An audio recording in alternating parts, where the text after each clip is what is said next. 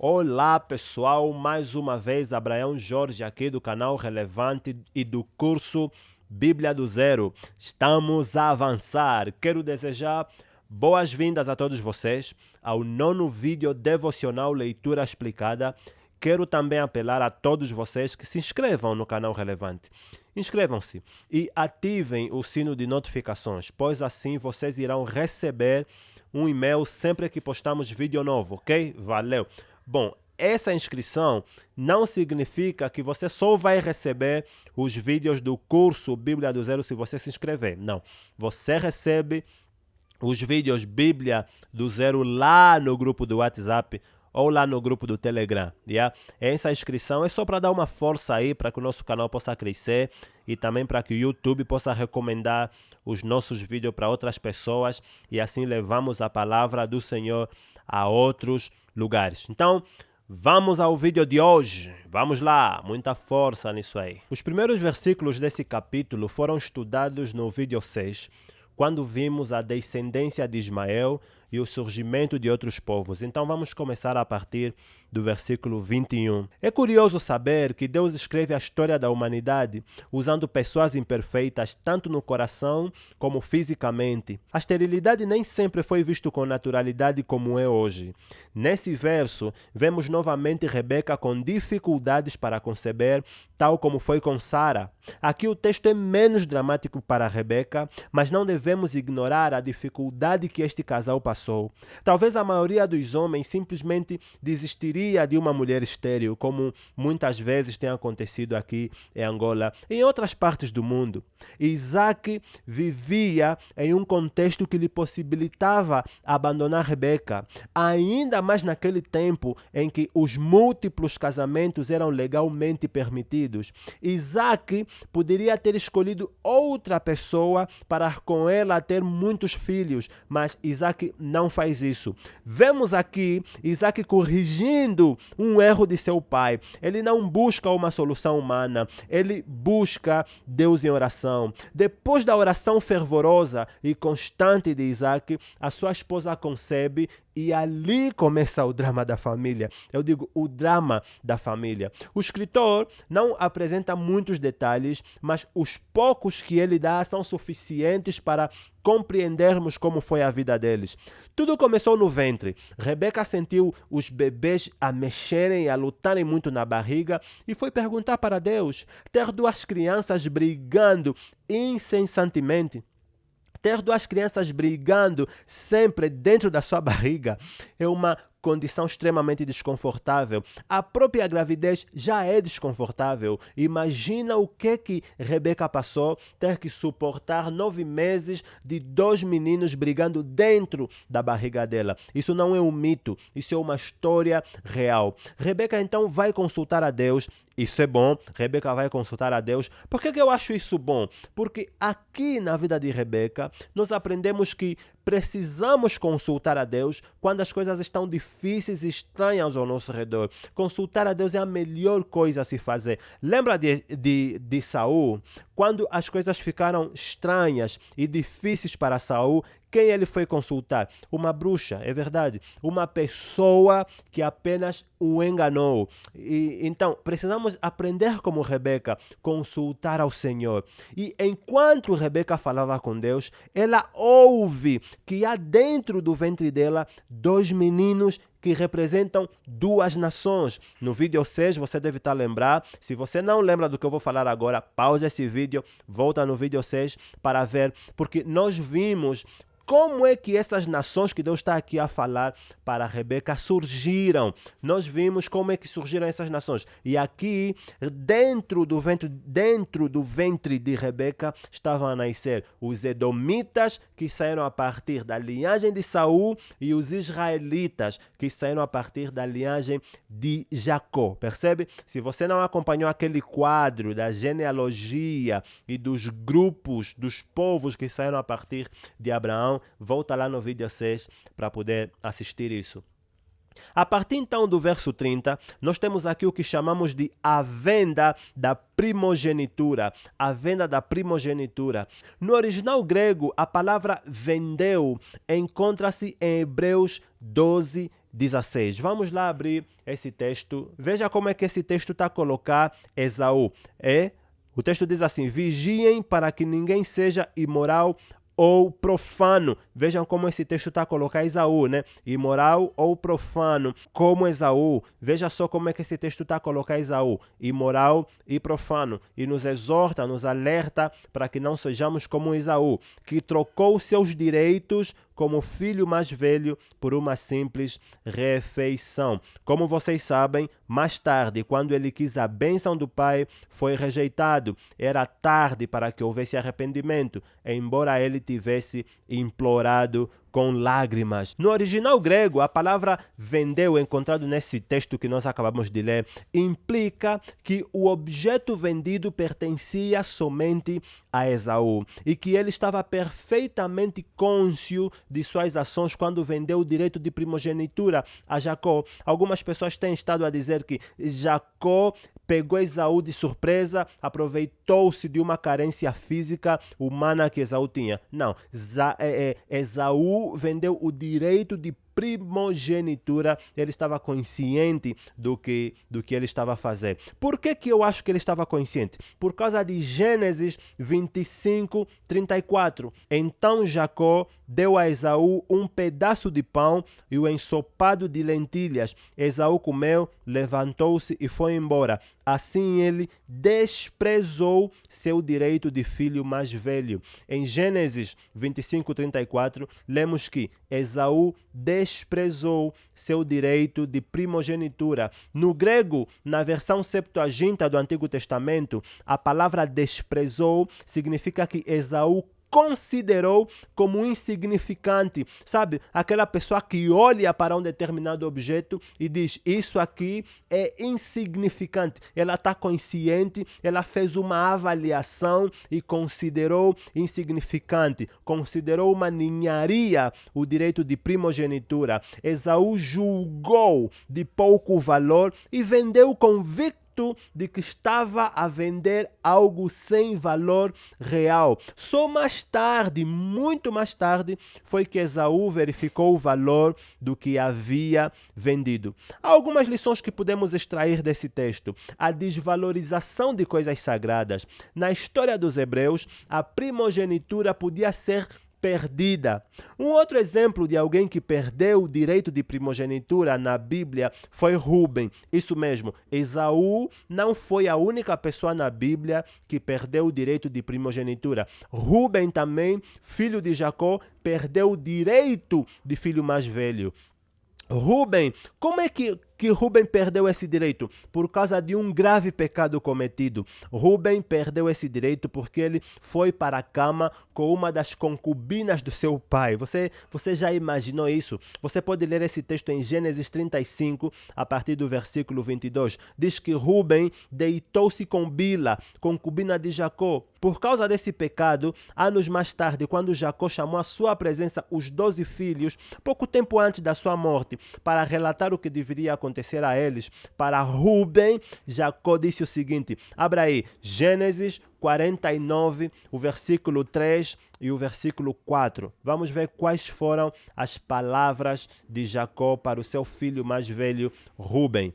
Venham e ouçam, filhos de Jacó. Ouçam Israel, seu pai. Rúben, diz Jacó olhando para o seu filho mais velho. Você é meu filho mais velho, minha força, o filho da minha juventude vigorosa. É o primeiro em importância e o primeiro em poder. É, contudo, impetuoso como uma enchente e não será mais o primeiro. Sabe o que está acontecendo aqui? Rúben está a perder o direito de primogenitura. Não será mais o primeiro, pois deitou-se em minha cama, desonrou o meu leito conjugal. Acabou para Rúben. Acabou. Sabe qual é a consequência? Por causa dessas palavras de Jacó, a tribo de Rúben, conforme Jacó profetizou, não se sobressaiu.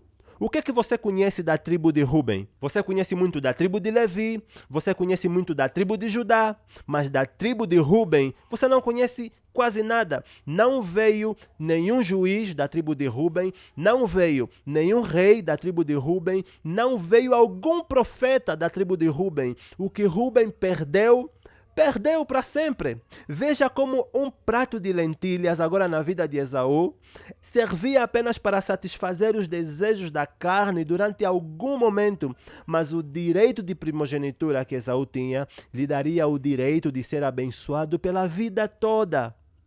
Essa história de trocar algo eterno na Bíblia por algo muito passageiro, algo sólido, por algo que não dura, não é a única.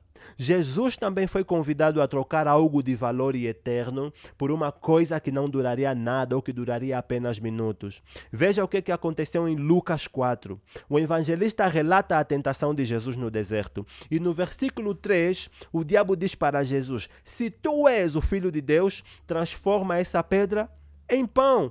Quando você olha para esse texto sem uma lupa na mão, quando você não mergulha, quando você não lê esse texto com intensidade, parece que o diabo quer apenas que Jesus o obedeça, mas não é tão simples assim. Algo por trás dessa proposta existe. É que, ao obedecer o diabo, Jesus estaria a trocar algo que ele tinha de sólido e duradouro, como uma pedra, por algo que satisfaria apenas uma necessidade momentânea, mas que algumas horas depois Jesus perceberia que perdeu algo de grande valor. Muitas pessoas em nosso tempo não percebem o que têm. Deus a salvou, verteu seu sangue na cruz do Calvário, mas infelizmente eles trocam isso por coisas fúteis, passageiras, coisas banais, que satisfazem suas necessidades carnais em algum momento, mas que depois se mostram como nada. Isso é triste, é lamentável. Vamos continuar. Abraão e Isaac, eles também tiveram erros comuns. Do mesmo jeito que Sara e Rebeca tiveram dificuldades comuns, Abraão e Isaac tiveram erros comuns. Se de um lado, no capítulo 25, temos Isaac a corrigir na sua vida um dos erros de seu pai, eu acho que você está a lembrar que quando Rebeca teve dificuldades de engravidar, Isaac decide confiar simplesmente em Deus a gestação da sua esposa. Isaac não repete o mesmo erro de Abraão de ter um filho com a escrava de Rebeca. Isaac não decide mais em seu coração ajudar a Deus no cumprimento da promessa. Isaac vai para Deus em oração. Mas no capítulo 26 nós vemos este mesmo Isaac que a princípio estava a corrigir a vida de seu pai, que não queria cometer os mesmos erros de seu pai. Nós vemos ele a cometer um outro erro. Isaac decide mentir, seguir as pisadas de seu pai Abraão. No verso 7, Isaac é tomado pelo mesmo medo de Abraão e passa a ter a mesma atitude de seu pai. Com atenção e cautela, aqui ficam mais algumas lições. Primeiro, você precisa entender que a mentira tem pernas curtas. Deixa eu escrever aqui para ficar claro, ok? Vamos lá, agora assim escrito, fica tudo muito mais claro para a nossa mente, para a nossa consciência. A mentira tem pernas curtas. Esse aspecto da vida de Abraão e Isaac serve-nos de alerta. Nossos filhos se espelham em nós. Os filhos não são seletivos. O aprendizado não é seletivo. Os nossos filhos não escolhem o que eles vão aprender. Eles aprendem coisas boas e coisas más. Eles não estão a escolher ignorar as coisas más que os seus pais fazem. Eles aprendem tudo. Quando o ensinamento não fica muito claro, eles buscam alguma ação nossa para exemplificar e clarear o que ensinamos. Daí, se o que fazemos destoa do que falamos, causaremos um estrago terrível no coração dos nossos filhos. Precisamos ter cuidado para que os nossos padrões pecaminosos não sejam reproduzidos pelos nossos filhos no futuro. É isso que está acontecendo aqui com Abraão e Isaac. Isaac provavelmente ouviu histórias de como Abraão salvou a sua pele diante de homens perigosos, diante de cidades perigosas. Isaac provavelmente repente ouviu histórias de como Abraão tratou sua esposa, colocando ela na linha da frente, em mãos de homens desconhecidos, para salvar a sua própria pele. E Isaac entendeu que aquela é uma maneira de salvar a sua pele. Então, quando Isaac passou a sentir os mesmos medos de Abraão, Isaac usou a maneira de Abraão lidar com aquilo. Precisamos ter muito cuidado, meus irmãos, para que os nossos filhos não reproduzam os nossos padrões pecaminosos. O que é que eu estou a explicar aqui? Veja se compreende. Existem famílias que as disfunções se repetem geração após geração. O pai traiu a mãe, anos mais tarde, o filho trai a esposa dele.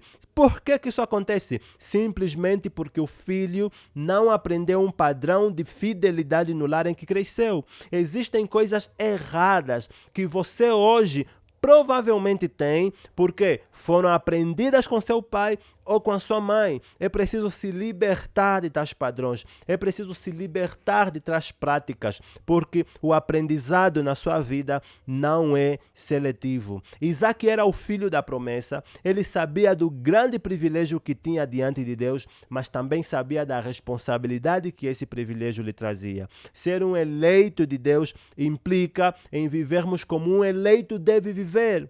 O mesmo se aplica ao grande privilégio que temos de ser pais. Esse privilégio implica na responsabilidade que temos de ser bons exemplos de crentes, não só para a sociedade, mas também para os nossos filhos. Implica na responsabilidade que temos de sermos bons servos de Deus, não só para os nossos filhos, mas também para a sociedade. Você precisa compreender isso. Vamos lá ver como é que era a relação entre Deus e Jacó. O capítulo 27, então, começa com o desejo de Isaac abençoar seus filhos. Era costume naquele tempo, por uma ocasião de uma despedida ou de uma morte iminente, que o líder da família desse sua bênção. Mas na família de Abraão, o significado espiritual dessa bênção era singular. Isso porque aquele que fosse abençoado se tornaria o continuador ou o herdeiro das promessas de Deus.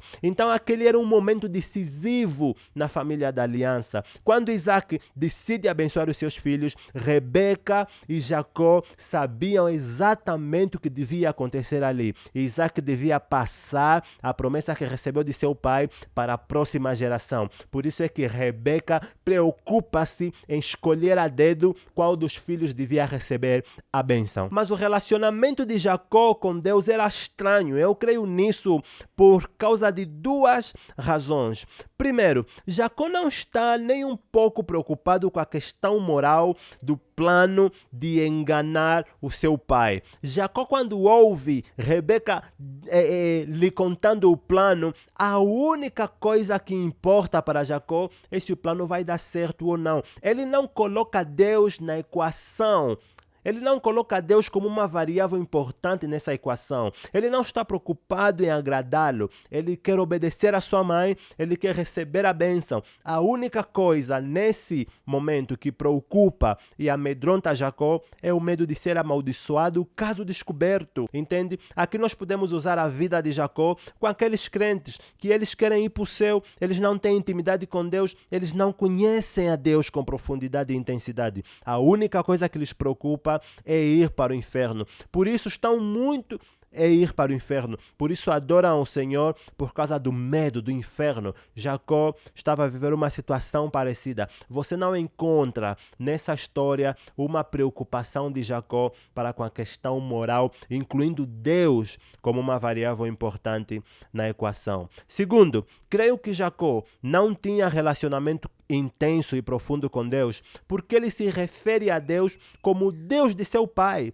Ele se dirige a Isaac quando Isaac pergunta: mas espera aí, você trouxe a caça assim tão cedo? Ele olha para seu pai e diz: o seu Deus me ajudou. Se Jacó tivesse crescido tendo um relacionamento com Deus, ele teria dito: Deus me ajudou, ou o nosso Deus nos ajudou. Mas parece que Jacó tinha mais relacionamento com sua mãe do que com Deus. A forma como Jacó tomou o nome de Deus em vão apenas apenas como um recurso para enganar o seu velho pai, olha só, mostra o quão distante ele estava do Senhor. O livro de Gênesis mostra que somente mais tarde Jacó de facto vai ter um encontro com o Senhor. E nas próximas leituras nós vamos falar sobre isso. Bom, a história acontece e Isaac abençoa Jacó.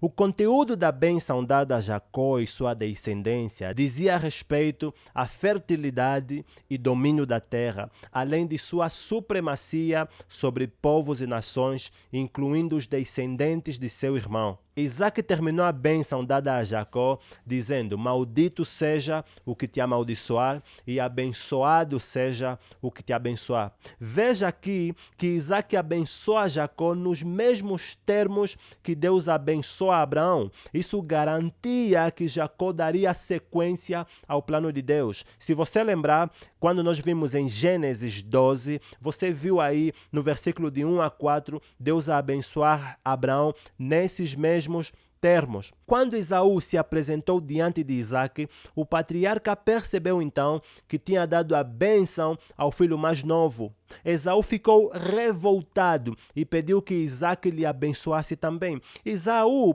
recebeu uma bênção, tal como Jacó recebeu uma bênção, mas a bênção que Esaú recebeu foi o contraste da bênção de Jacó. Indignado então, Esaú declarou, e com razão, o nome de seu irmão mais novo era Jacó, fazendo uma referência à ideia de enganador ou suplantador. Esaú alegou também que Jacó já havia lhe enganado 2 vezes. Ele lhe disse, no versículo 36 de Gênesis 27, diz assim Esaú: esta é a 2ª vez que ele me engana. Foi com razão que puseram nele o nome de Jacó. Primeiro ele me tirou os direitos de filho mais velho e agora tirou a bênção que era minha. Pai, será que o Senhor não guardou nenhuma bênção para mim? E Isaac respondeu: eu já dei a Jacó a autoridade sobre você e fiz com que todos os parentes de Jacó sejam escravos dele. Também disse que ele terá muito trigo e muito vinho. Agora não posso fazer nada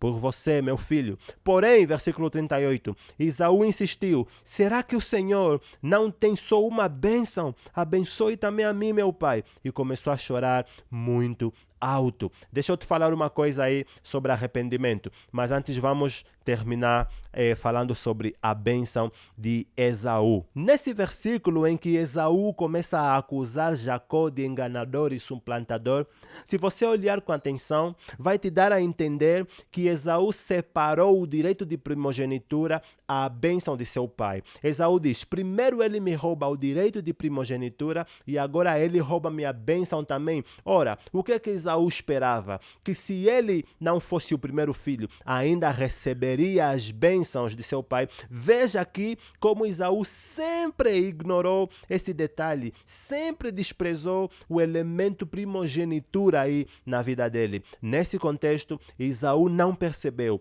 que o direito de primogenitura e a bênção de seu pai andavam intimamente ligados. Recebendo uma coisa, você recebe a outra. É simples assim, ok? É simples assim. Então Esaú, nós encontramos ele aí a implorar para que seu pai também lhe desse uma bênção. Mas Isaac, mais uma vez, lhe explicou que a bênção que tinha sido dada a Jacó não podia ser revertida.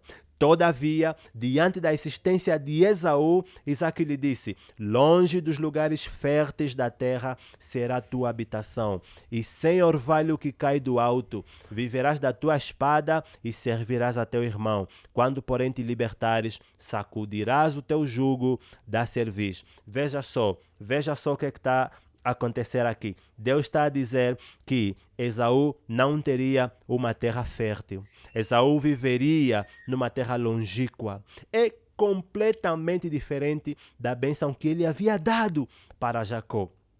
E no contexto do Antigo Testamento, essa bênção dirigia a tua vida. Essa bênção alcançaria os teus descendentes. Automaticamente, quando Jacó saiu da tenda de seu pai Isaac, Jacó saiu daí rico e com seus descendentes rico. E foi exatamente isso que aconteceu. Quando Esaú saiu da tenda do seu pai com essa bênção, ele saiu daí pobre e saiu daí servindo o seu filho Isaque. O contraste é muito claro entre as palavras pronunciadas sobre Jacó e sobre Esaú.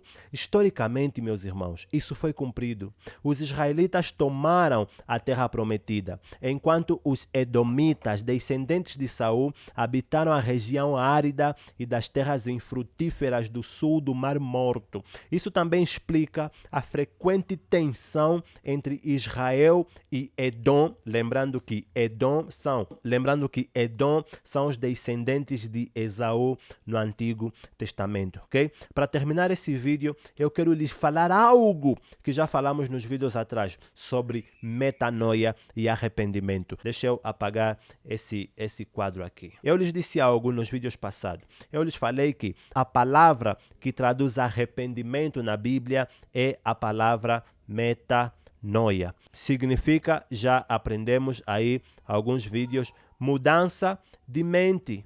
Metanoia, mudança de mente. O que Esaú estava aí a fazer? Ele mudou automaticamente a sua compreensão sobre a primogenitura. Ele mudou a sua compreensão. Esaú, nesse momento, agora passou a valorizar aquilo que ele no passado havia desprezado. Só que a Bíblia vai dizer lá em Hebreus que já era quê? Tarde, já não havia tempo para Esaú fazer aí uma mudança na mente de seu pai. Então Esaú, muito arrependido, implora para que o seu pai reverta a bênção que ele deu a Jacó, para que seu pai mude a mente. E o que é que Isaque responde aí para Jacó? Infelizmente, a bênção que eu dei para seu irmão e é irreversível. Eu já anunciei que você vai servir ao seu irmão. Esse quadro aqui, sabe, me fez lembrar o quê? Me fez lembrar que quando Jesus voltar, muitas coisas que nós não compreendemos agora, muitas coisas que nós não valorizamos agora, quando Jesus voltar, a nossa mente vai entender todas as coisas que nós passamos aqui na terra e que nós não valorizamos, que nós não compreendemos, que nós desprezamos. E sabe o que? Aí pode ser tarde demais. Então, meu irmão, é muito importante você valorizar as coisas agora, porque qual foi o choro de Esaú? A Bíblia diz que Esaú chorou alto, e aí, com a mente criativa que você tem, você pode imaginar um choro de amargura, um choro de arrependimento, e ele implorava para o seu pai, dizendo que, por favor, mude a sua compreensão sobre mim, mude a sua compreensão sobre a bênção, e era tarde demais. Jesus avisou muitas vezes de que na segunda vinda haverá choro e ranger de dentes. Choro e ranger de dentes de pessoas que hoje não compreenderam, que hoje não creram, que hoje não valorizaram e amanhã vão implorar para que Deus mude a sua mente. Só que nós dissemos que essa mudança de mente cabe simplesmente aos humanos. Deus não é homem para que se arrependa, nem filho de homem para que minta. Isso cabe simplesmente aos humanos. Se Deus falou, assim se cumprirá, ok? Deus te abençoe, continue a sua leitura e que o Senhor abra a sua mente para compreender a sua palavra. Agora assista o vídeo de número 10, porque nós dissemos que essa semana, em um dia, teríamos 2 vídeos para corrigir o atraso que tivemos na semana passada. Então, hoje nós estamos a corrigir isso. Assista o vídeo 10 com a sua leitura de Gênesis e Deus te abençoe. A partir então de amanhã, nós vamos ter um vídeo por dia atualizado. Você leu e você assistiu. Você leu e você assistiu. Será assim, ok? Deus te abençoe. Um forte abraço. Não vou esquecer de falar mais uma vez o que eu já falei no princípio. Não esqueça de se inscrever no canal Relevante. Assina aí aquele sinozinho. Ative o sinozinho de notificações para que você possa receber um clim no seu telefone sempre que nós lançamos um vídeo novo. Lembrando que nós não lançamos apenas vídeo novo do curso Bíblia do Zero, nós lançamos as pregações que são feitas na comunidade do Losambo, nós lançamos vídeos para você refletir em outros assuntos da Palavra de Deus. O canal Relevante é abençoado. Você pode entrar lá no canal do YouTube, explorar quais são os vídeos, as mensagens que nós temos lá, e eu tenho certeza que em algum deles Deus vai falar com você. Valeu? Deus te abençoe, ore o salmo e que tudo te vá bem. Tamo juntos!